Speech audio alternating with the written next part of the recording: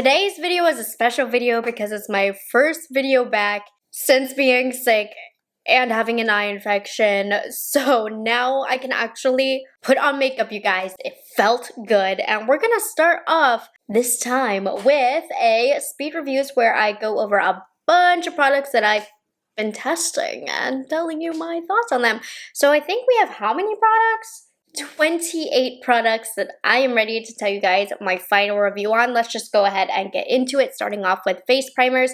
So I have the KVD Pore Refining Primer. I don't really struggle with pores, so I haven't noticed this doing much. It's not intended for my skin type since I don't struggle with pores, but they gave it to me in PR. I thought I'd try it anyways to see if maybe it worked magic on my skin. Didn't notice anything special. I like the way it makes my skin feel, but I don't know that it did anything. So that's my review on this. I'm not sure. It's not for my skin type, but I like the way that it made my skin feel.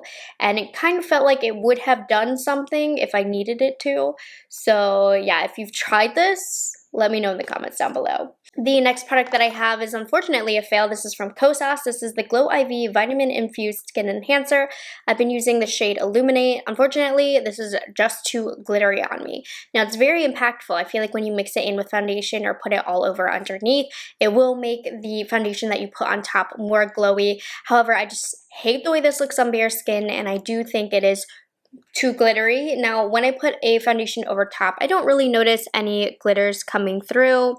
Maybe like a little bit. It's not a terrible product, but it's not one that I'm reaching for. I would go for the e.l.f. one instead. It's not glittery and it works about the same, but this one is definitely more impactful. I will say that, but too much glitter. Next up, I've been wearing the KVD Good Apple Serum Foundation a lot. I really like this for full coverage, and I feel like it does wear very well also. The con of this is it does look like makeup on the skin. Now, that being said, when I wear this, I'm looking for full coverage. I understand that my skin is not going to look like I'm not wearing makeup, but this one I noticed can cake up if you don't pair it with the right products or if you over apply. But when you apply just the right amount, it does give you very nice full coverage, and I really like the way that it wears. So overall, I'm very, very happy with this foundation. I think they did a good job with it. The next product I have is an affordable product. This is from NYX. This is the Bear With Me Blurring Tint Foundation. It's a scary dark color on me, but it blends out really nice, and you can't even really tell it's a terrible shade on me. I really like this product. This is a great base product from the drugstore. It does blur the skin. It gives a soft matte finish. Even though I have dry skin, I don't feel like it emphasizes the dryness, and it wears really, really nice. It makes my skin look super soft. I think it's great with the kind of soft matte finish for living in Florida. So this is definitely a gem from the drugstore. I purchased this because I got influenced on TikTok, and they didn't let me down with this one. This one was a good one. This product I've talked about on my channel before, but this was a repurchase and I fell in love with it all over again since it's the second time I've purchased it. So I just wanted to share some love for the Tom Ford Traceless Foundation Stick. I've talked about this in literally my all-time favorite foundations, and then I decluttered it because it got old and I was like, let me hold off on repurchasing it. So that was like a year or so ago. Repurchased it again, fell in love all over again. This is perfect for everyday wear, for just popping on a little bit of coverage to even out, or you can build up the coverage as well for something more full. What I love about this is how skin-like this looks. You can get away with not setting it, and it doesn't make your skin look overly oily, but you can set your skin as well. Either way, it's going to look very skin-like. It's kind of the complete opposite of the KVD finish-wise, where the KVD does look like makeup. This looks like skin. It is very, very expensive, but in my opinion, for me, it's totally worth the price because of how good it looks on the skin. And then the last foundation product, so many foundations have launched, is from Makeup Forever. I told you guys I'd update you on the HD Skin Matte Velvet Powder Foundation. I wasn't sure if I ended up liking it better than the older one, so I did do a short form video comparing this one and the older formulation side by side, and this one is more blurring. This is a beautiful powder foundation. It blurs over the skin. It lasts a long time. It's really great for oily skin. It's really great for those of you who live in humid climates. I love powder foundations, and I'm still in love with this. It's awesome, and I think it's better than the older formulation, so I'm stoked about that. I also did try and have been using a lot the Tom Ford Traceless Soft Matte Concealer. phenomenal concealer. It's literally the concealer version of the foundation. It does not give full coverage on the under eyes, but it's so skin-like. This is one of the few concealers that I feel like I can wear without any other makeup product. Literally, if I just want to spot conceal or kind of lighten up my under eyes, give a little bit of coverage to them, this is perfect. It wears beautiful. It doesn't seep into fine lines or anything like that. Just the only thing that I don't love is there is a lack of coverage, but because there's a lack of coverage, you can get away with wearing it without any other makeup just to cover up the skin. It's really beautiful, really soft looking, adds a nice hydrated look. Phenomenal for mature skin as well. I've been really liking this. And then another phenomenal product that's going down as one of my new favorites is from Hailey's Beauty. This is the Blurring Full Coverage Concealer. I applied it on this eye. I used a really light shade to kind of balance out that darker foundation that I used. Oh my gosh, this is one of my new favorite concealers. It has this metal tip, which is very cooling to the under eye. It's a little thick, so when I applied it originally, I was like, ooh, I don't know if I'm going to like this concealer. It's very, very thick, but it does not look thick on the under eye at all. And my favorite thing about this is it hardly creases. It's one of the best long-wearing concealers that I've ever used. It doesn't look overly drying. It doesn't look thick like you would think that it would be based off how it comes out of the packaging. It is a beautiful concealer, one of my new favorites. Like, this is maybe a top 5 contender for sure. And then also I've been using the Hailey's Beauty Retouched Soft Focus Setting Powder. I don't notice anything too special about this. It does have some nice blurring properties. It does set the makeup. However, it kind of discolors whatever you have underneath. So for today, I had a really light concealer. This kind of darkened it and made my skin look more monotone. I don't like how it kind of disrupts the color that you put underneath, but the quality of the product itself is nice, but it takes away the brightening of the colors that I add underneath, so I don't like that about this. Tower 28 launched kind of like a flat / non-glittery version of their bronzers, but they call these like sculptors or contours. So this is like a cream contour. It's not really super gray base though. I think there's some warmth. They sent me the shade Sculptino in the shade Getty. Okay, it's called the Sculptino in the shade Getty. This is a beautiful product, very easy for every day. It doesn't have too much pigmentation, but it's very easy for the average user, especially if you're inexperienced with makeup. Doesn't interrupt anything underneath. I really liked the bronzer version until I looked really close and saw what the glitters did and how they emphasized dryness around the skin, so I stopped liking it. So this is exactly what they needed because it's still that same beautiful formula without the glitters. So I've really, really been enjoying this. This color is nice and soft on my skin tone as well, making it great for every day. So this is really awesome. Been enjoying that. And then I've been using for powder bronzer, the Jones Road, the bronzer in the shade Medium Tan. Now this shade range, it's a bit odd. A lot of the colors are very, very pink. Even this one. I had other colors, but my PR is kind of a mess right now with me moving soon, so I couldn't pull out any other colors to try. This is a fine color, but it's not my favorite. It's a little bit pinky, and I'm gonna go and say that Bobbi Brown knows more about skin tones than me, so I don't want to say she has a bad range. It's just something that I'm not used to, and it looks different on me, and I don't love that. But the formula itself is really nice, and even though I think the color is not like my favorite color or my perfect color, overall it's a really nice bronzer. Couple cream blushes, well, 3. So we have this one from Rose. It's the Liquid Love blushes. I've tried another color in the past, but I wanted to see if a new color, if I would like it better. So I have the shade Radiance, which is a little bit kind of like a really rosy-ish red shade. Hate this product. I've officially decided I have a couple other colors, just gonna put them in a box to give away. This breaks up my foundation like no other. I even tried to use it really, really light today so that it wouldn't interrupt anything underneath, and it certainly did. So I really do not like this product, and it is extra justified now that I've tried a few different shades. It's a no for me. I also did try a new shade of the Charlotte Tilbury Pillow Talk Matte Beauty Blush Wand. This is the shade Dream Pop. I didn't think it would work for me initially because it is the deepest, most pigmented color, but it actually is a really beautiful soft red when used sparingly. I love this formula. I think it's gorgeous. It blends out great, and this color is also very gorgeous. Didn't expect to love it so much, but I really, really did. I have it on this cheek. It's gorgeous. Final thoughts on the Danessa Myricks Yummy Skin Blush Balms. Love these. They are phenomenal. They look so smooth on the skin. What's really special about these is the finish to them. They're like a very skin-like finish, but really amplified. Like your skin looks really, really hydrated wherever you apply this. It's a lot of pigmentation, so it's going to work for a lot of different skin tones. Love the colors that they have. Doesn't break up the foundation underneath. Gives such a fresh, youthful, healthy look to the skin because of that finish. So I really, really have been loving these. I think of the 3 cream blush formulas that I've shared today, this one is my favorite. It's so, so good.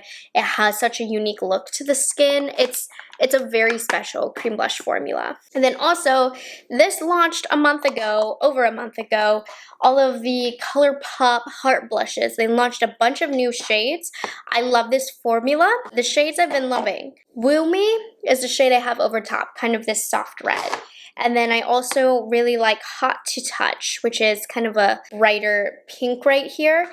Now the lighter shades, Cupid's Bow and Sweetheart, these don't really show up on my skin. They don't contain enough pigment. They're a little unflattering, so I don't love these, but like the formula, but not every shade pulls very nicely on my skin. And then they also launched, for the first time, highlight versions in the little hearts, which is awesome. So I've been using 2 shades. Making Memories, which is a very whitish shade. It has like a little bit of purple in there. I don't love this shade. The formula is fine, but the shade, not for me. I have been using You're Glowing, which is a little bit more goldish champagne. I have it on my skin. It's pretty. It's a good highlight formula. It's doesn't really stand out. There's nothing special about it. Like once I put these back in my makeup collection, I don't see myself reaching for this over other products. You know, it's not a unique formula at all.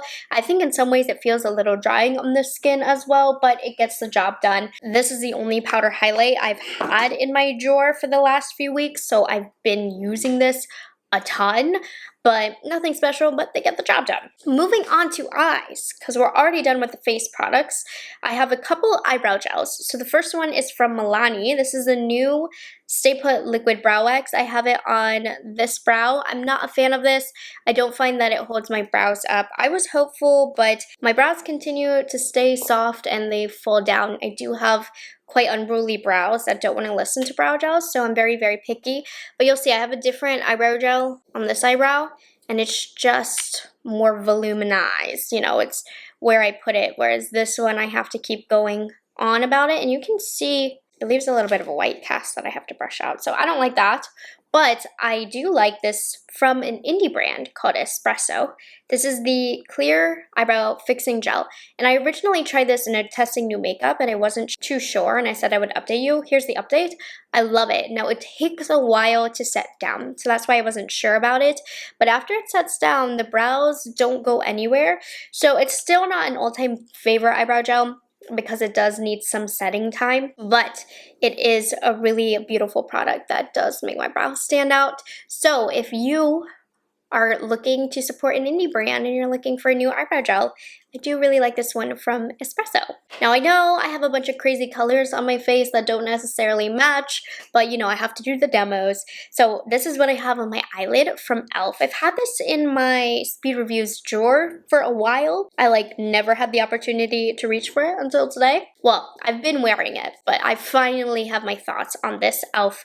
No Budge Cream Eyeshadow. It's in this really beautiful purple shade, Wildflower. I really like this, especially for the price point. It does take a while to set down, so I do find it will crawl into the creases and separate in the first minute of wear, which I don't like. But after it sets, so you kind of almost have to like close your eyes and wait for it to set so that the product doesn't travel and break up. But once it's down, it keeps the vibrancy.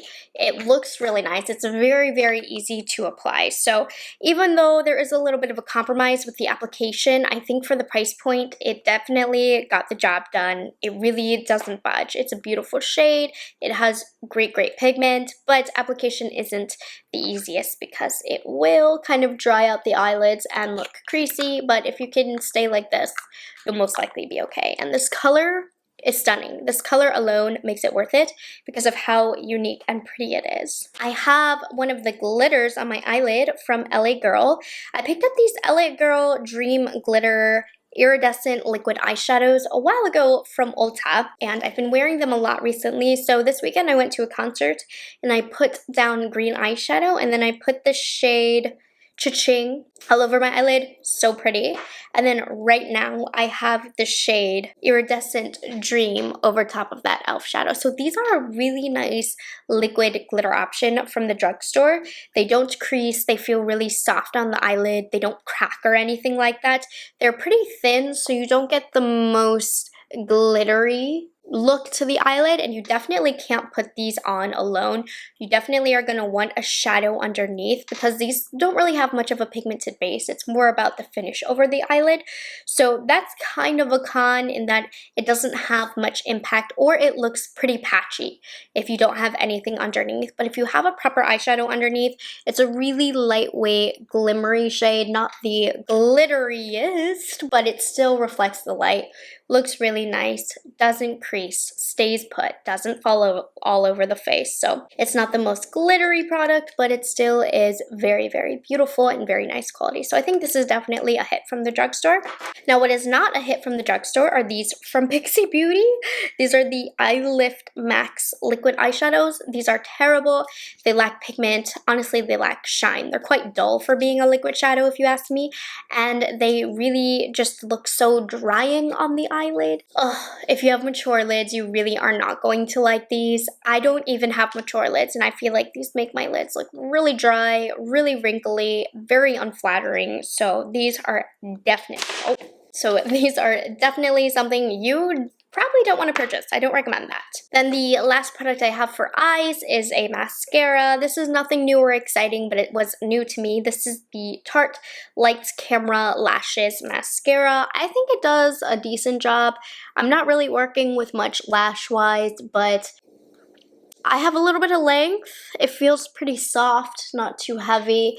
It's not this extreme change in my lashes, but it builds pretty well. It's a nice mascara. I wouldn't repurchase it again. There are drugstore mascaras that I like better than this, but it is nice and I'm enjoying using it while I have it. Finally, let's move on to lips. So this has been my current favorite lip liner. This is from About Face, and it's unfortunate because this shade has been sold out and they don't sell it at Ulta.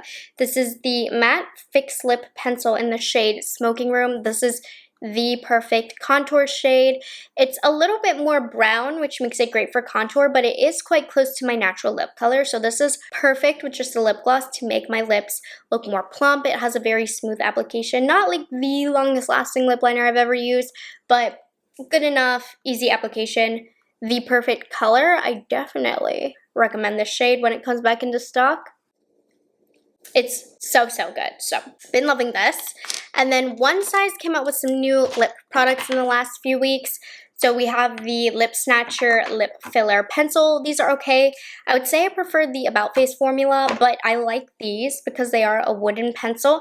The shades that they came out with, at least that I have, are a little bit more bold, so I'm not reaching for them as much. They aren't as creamy as the About Face either, but that's not a bad thing because if they're a little bit more waxy, you have a little bit more precision and control. I just haven't loved the colors because I don't reach for them as often. I will share with you the red lip that I used in a second because we also have these Lip Snatcher duos where it's kind of like a liquid lipstick cream hybrid on one side and then a gloss on the other. So these are great.